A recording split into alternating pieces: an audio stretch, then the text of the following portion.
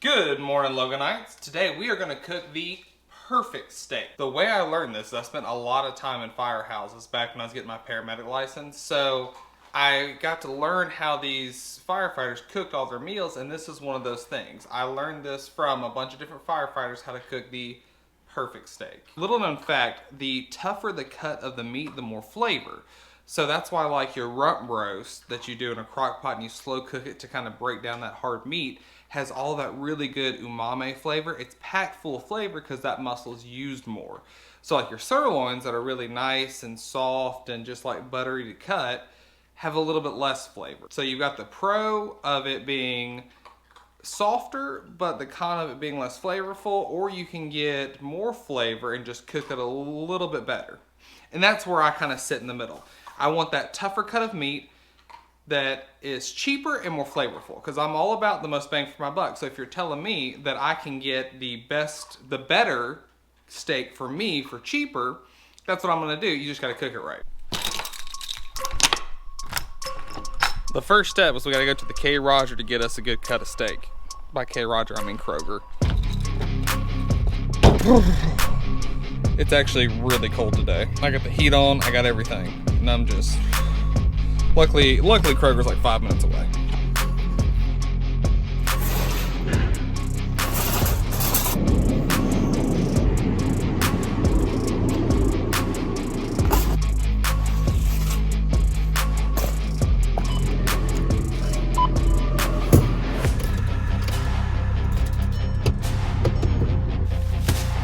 Alright, options were limited, but that's okay because we don't need much. We did need some coarse salt because we're out. And a simple chuck steak. They call them blade steaks, Swiss steaks, whatever, rump roast steaks. It doesn't matter. Round steaks, I like those as well. Any cheap cut of meat. Now, you can see that there is a lot of extra fat in here. That's okay, it just adds flavor. In a perfect world, I would actually let this go to room temperature. So let's say we're getting ready for dinner in about an hour. I would just go ahead and set the steaks out. Let them get close to room temp because that does give you the best outcome. But that's okay because we can do it just like this. Because if you're like me, you're hungry and you're ready to eat. So honestly, the key here with the salt is you want to almost over salt it. And I do like my fresh, like cracked salt on there that's real coarse. It should look a little almost too salty, but that's how you get the flavor. You gotta have the fresh ground pepper. If you're ever out near Memphis, there's a little Amish community that sells spices for the cheapest I've ever seen. They run a deli called the Backerman's Deli, and you can buy all of these fresh spices that are just to die for stupid cheap. Like we get all of our smoked paprika from there, all of our pepper, all of this stuff. You have to massage it into the meat. You have to. And then flip and repeat. It's as simple as that. So that's a 3/4 inch cut of steak. That's about what I usually cook with. It's important because if you cook real thin steaks, it's a little bit harder to get it perfect. Now I'm gonna go ahead and say, if you're out there and you like your steaks more to the done side, I'm not your man. I'm not. It takes away too much of the flavor. It makes it tough. It's overcooked. That's how I feel, and that's how I believe. Now, the key to all of this, to getting a good sear, to getting an even cook, to having the skillet the way you want it, is going to be cast iron. Cast iron just holds the heat better. It cooks better. If you don't have cast iron, go in and get it. Fun fact as well, if you have low iron, cooking in cast iron, the food naturally picks up iron. It sounds crazy and you're like, oh, Logan, that's made up. It's not. The Chinese figured this out years ago, and actually the little iron fish that you see like bottle openers be made out of, those iron fish actually originated by them trying to alleviate that iron deficiency. So they took those little iron fish and put it in all the soups they made, right? Or you can use cast iron skillets, cast iron pots. We cook the majority of everything we cook here in cast iron. And obviously I don't like clean my cast iron the best. I just kind of like to wipe it out after each time I use it. So your keys here is you're going to turn up your cast iron skillet to a medium. Next, you're going to go ahead and put enough oil in it to barely cover the bottom. So like some vegetable oil or canola oil. Look, this is all I got, and it's going to be more than enough. Now, in a perfect world, I could or would be able to do this over an open fire, but that's not going to give you consistent results, and that takes a lot of time and effort to learn. I'm just showing you the best way to get it perfect the quickest way. So you've got 3/4 inch steak that's salted and peppered sitting over there. You got your cast iron skillet on medium heating up. Now, I usually just go by feel, but what I'm going to do today is I actually have this thermometer I use to like deep fry food that I'm going to use so I can give you exact instructions. Because I want to give you the best chance of success when you're doing this yourself. Because it took me a long time to get a steak perfect. Because like my dad actually overcooked all of his steaks. I didn't know that wasn't the best. I didn't understand it. But if you do it like this, it'll be the best. You don't need A1 sauce. You don't need barbecue sauce, ranch, blue cheese. You don't need to dip it in anything.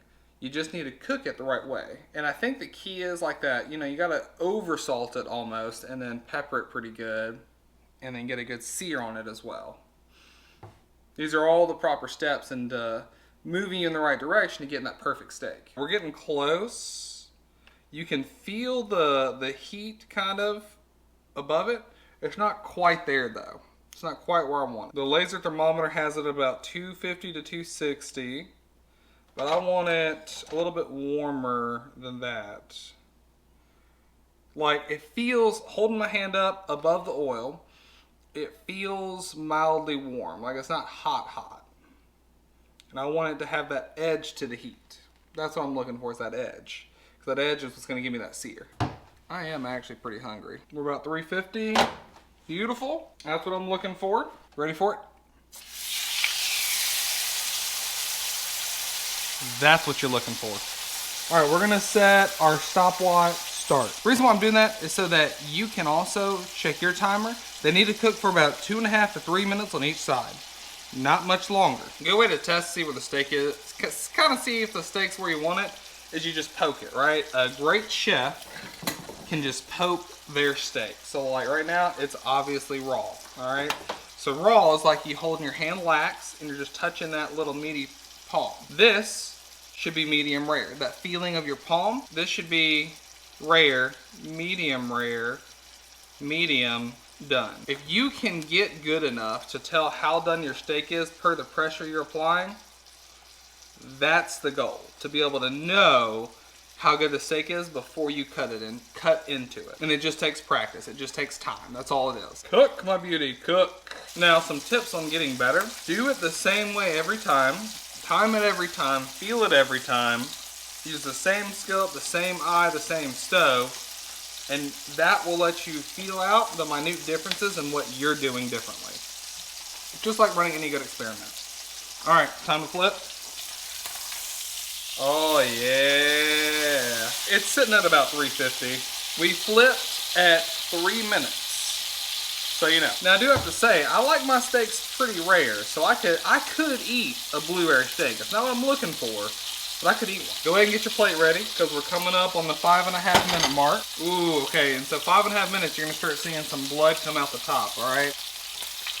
All right, that feels great.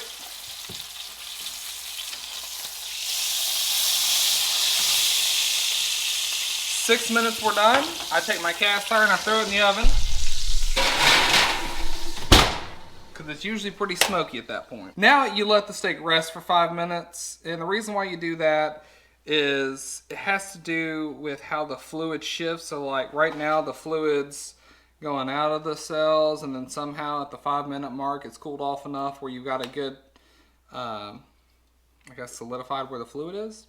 But basically your steak is juicier if you wait 5 minutes before you cut into it. 5 minutes goes by quick. Didn't even notice it. Now, some people like to finish off their steaks with like a little pat of butter or like the very last few seconds in the skillet, they throw a few herbs in there. I don't. Salt and pepper, iron skillet, that's all you need. It gives it a great flavor. So let's try a little bite. Just a little bite. Here's an edge piece, okay? Now that may be a little too rare for some of y'all out there. That's perfect for me.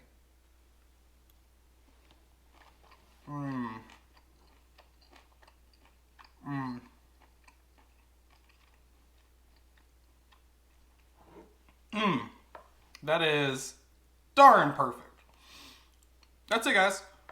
Try it out, test it out. Make sure you do it at the same time every time to kind of get your feet wet and feel it out a little bit. Then you'll know where you stand, so now you know which way to go. Guys, if you like this and you see more videos like it, go ahead and like the video, subscribe to the channel, and then drop a comment, Let me know if you actually did like it. Remember, Loganites, always keep your corn on the cob.